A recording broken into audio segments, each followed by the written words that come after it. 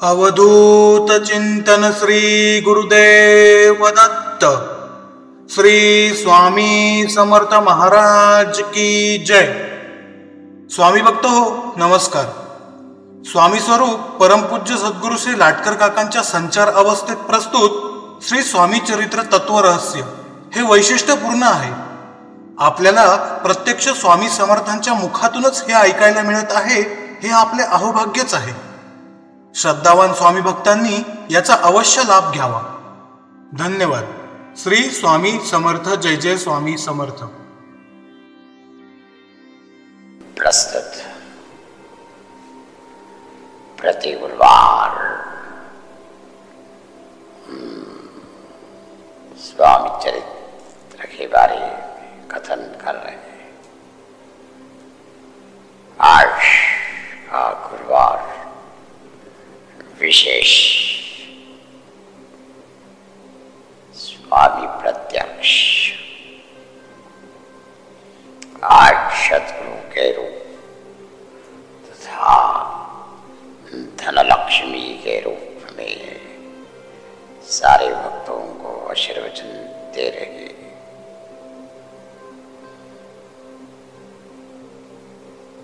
जिसके कारण सारे भक्तों पास धन संपदा, ऐश्वर्य अखंड प्राप्त हुए लक्ष्मी अखंड स्थैर्य प्राप्त करे।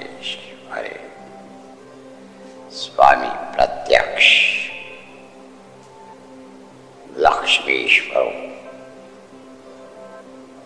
आज भक्तों को आशीर्वचन दे रहे।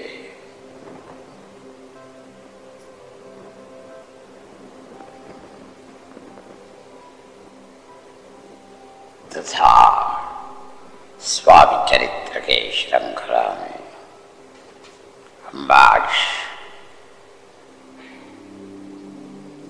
आगे का कथा प्रसंग विस्तार से प्रबोधित करेंगे।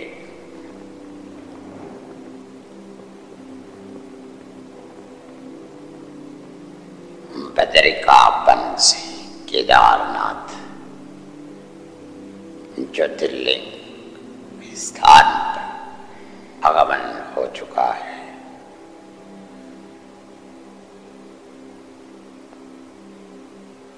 ग्रामस्थ अवगत हो चुके हैं। अजान बाहु यति पुरुष ज्योतिर्लिंग स्थान पर आ पहुंचे हैं। और इनके बारे में बड़ी चर्चा चल रही है।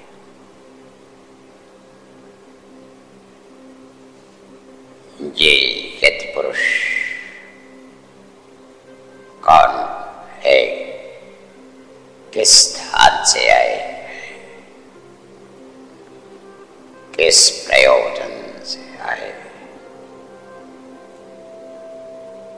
इनका कार्य क्या होगा, आगे प्रस्थान किस दिशा में करें, कौन से समय करें इत्यादि चर्चा सामान्य ग्रामस्थ चल रही थी।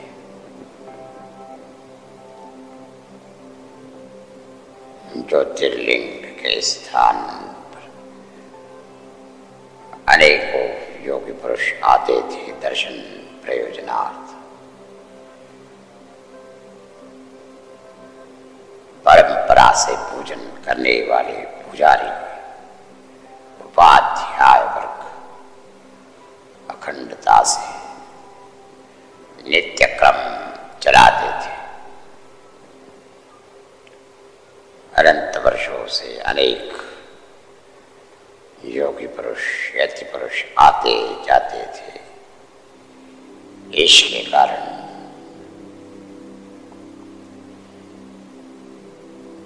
पुजारी उपाध्याय स्वामी के आगमन के बारे में कोई विशेष संवेदना प्राप्त नहीं हुई थी,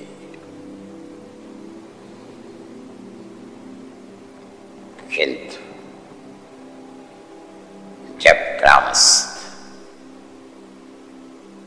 सारे दिन एक ही चर्चा कर रहे थे,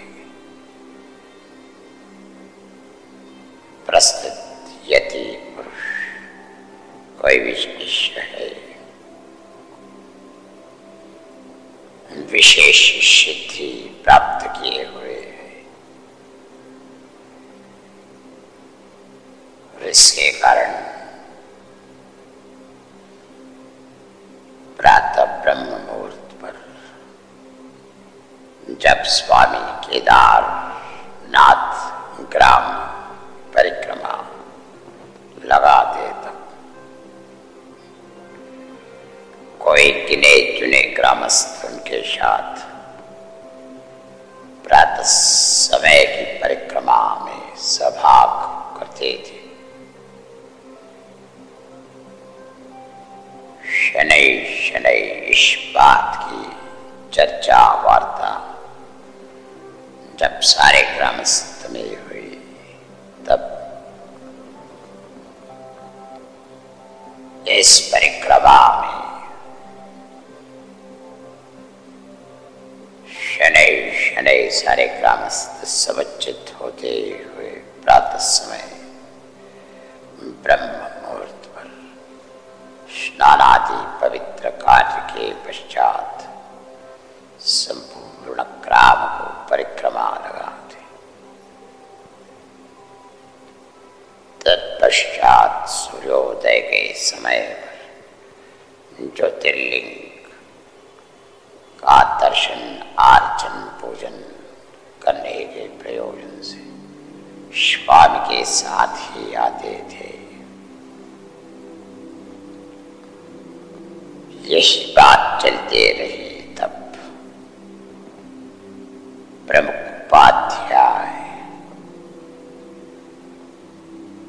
सोमनाथ शर्मा शौनक गोत्र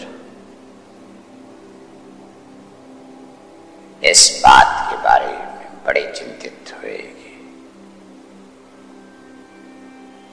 मानव देहधारी कोई यति क्या ग्रामस्थ पर इतना प्रभाव करेंगे, जिसके कारण ब्रह्म मुहूर्त पर सारे ग्रामस्थ अपने गृह से निकलते हुए केदारनाथ परिक्रमा लगाते। सूर्योदय के समय ही ज्योतिर्लिंग का दर्शन लेते हैं। इस प्रभाव से सोमनाथ उपाध्याय चिंतित हुए थे। चिंता लगी थी, ज्योतिर्लिंग का दर्शन पूर्वापार परंपरा से जब सारे लोग ब्रह्म मुहूर्त से ही देव दर्शन के प्रयोजन से आते थे, किंतु जैसे ही ये यति पुरुष इस ग्राम में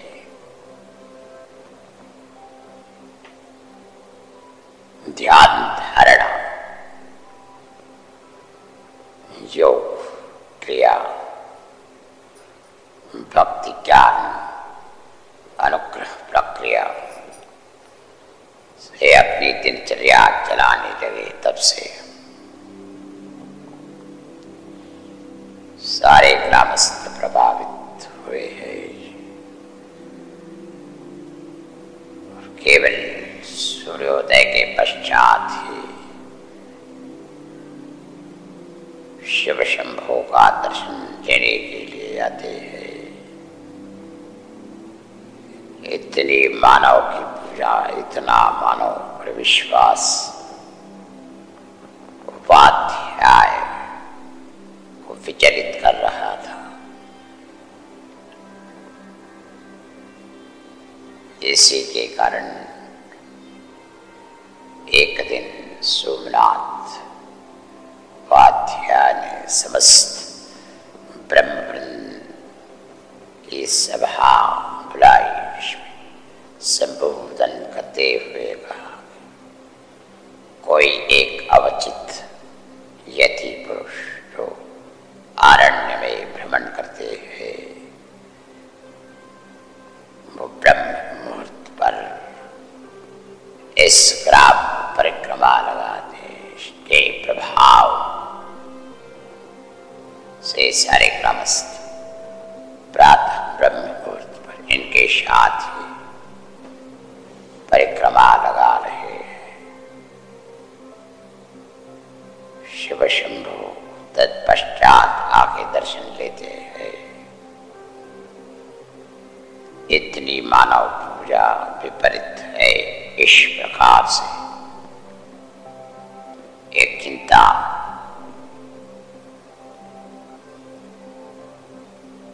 सोमनाथ ने अपने सहकारी ब्रह्मवृंद के सम्मुख रखी। तत्पश्चात सारे ब्रह्मवृंद ने निश्चय किया कि आने वाले सोमवार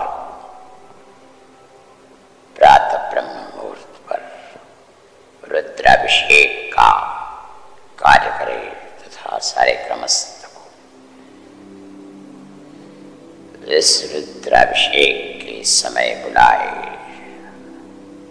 परिणाम स्वरूप प्रातः परिक्रमा में ग्रामस्थ नहीं आएंगे।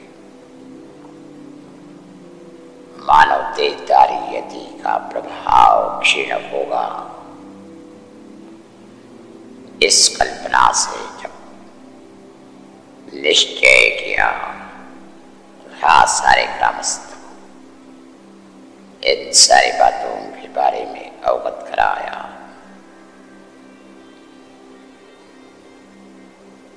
एक दिन पहले सारे घर में जाके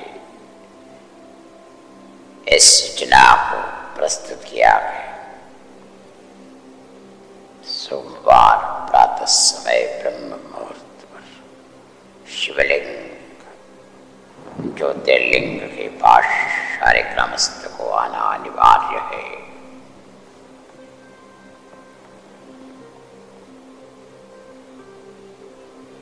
तत्पश्चात सोमवार प्रातः समय ब्रह्म मुहूर्त का समय था। ग्रामस्थ जागरण के पश्चात शुचिर्भूत हुए। एक दिन पूर्व जो सूचना दी थी उसके बारे में संपूर्ण विस्मृति हुई।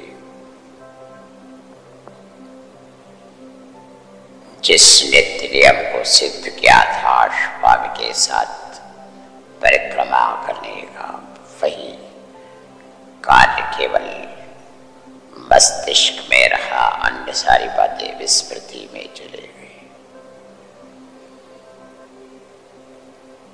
उठी ब्रह्म मुहूर्त पर सारे ग्रामस्थ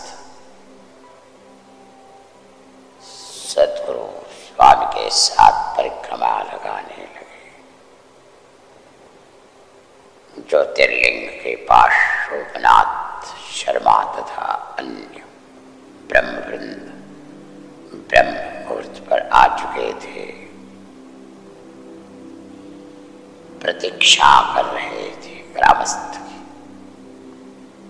तत्पश्चात एक एक ग्रामस्थ उस स्थान पर आ चुके। और उसी समय एक एक ग्रामस्थ स्वामी के साथ परिक्रमा भी लगा रहे थे। दोनों घटनाएं एक साथ हो रही थी। मन ही मन में सोमनाथ ने ने चिंतन किया कि आज से यदि का प्रभाव क्षीण हुआ है, रुद्राभिषेक प्रारंभ करने का संकल्प किया, आचमन किया, गणेश का पूजन किया, शंख घंटा दीपक धूप पूजन करते हुए प्रत्यक्ष शिव शंभो का रुद्र अभिषेक प्रारंभ करते समय एकाएक शिव शंभो के पिंडी की जगह प्रत्यक्ष स्वामी का दर्शन होने लगा। सारे ग्रामस्थ की ओर जब सोमनाथ ने देखा, तत्पश्चात एक ग्रामस्थ के स्थान पर केवल स्वामी का ही दर्शन होने लगा। बड़े अचंभे, बड़े विस्मय देख रहे थे। क्या कोई स्वप्न देख रहे हैं? ये कैसा भ्रम? बार बार देखते शिव शंभो के स्थान पर स्वामी बड़े प्रसन्न मुद्रा से अभिषेक का स्वीकार कर रहे थे। प्रत्येक ग्रामस्थ के स्थान पर स्वामी का ही मुखमंडल शिव शंभो का गान गाता था। ये प्रक्रिया लगभग सूर्योदय तक चलने लगी।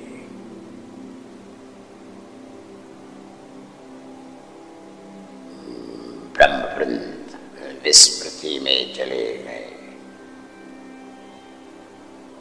ना शिव शंभो का स्मरण, ना रुद्र का स्मरण, ना रुद्राध्याय। यंत्रवत हाथ चल रहे थे, अभिषेक हो रहा था, किंतु स्वामी के ही मुखमंडल पर अभिषेक का कार्य चल रहा था। जैसे ही सूर्य का पहला किरण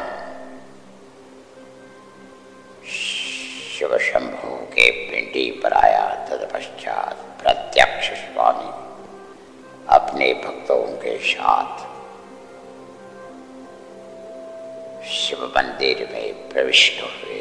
तत्पश्चात प्रत्यक्ष ज्योतिर्लिंग का दर्शन सोमनाथ को हुआ।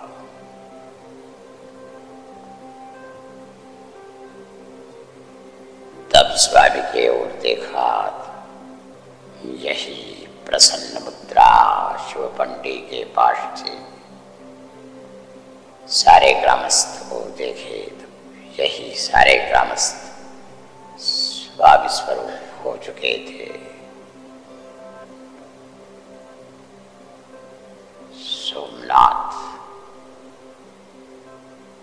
बड़ा ही चकित हुआ। जैसे आंख बंद करते हुए ध्यान करने लगा। तत्पश्चात शिव ही स्वामी है, स्वामी ही शिव है, ये प्रत्यक्ष प्रतीति सोमनाथ ने प्राप्त की।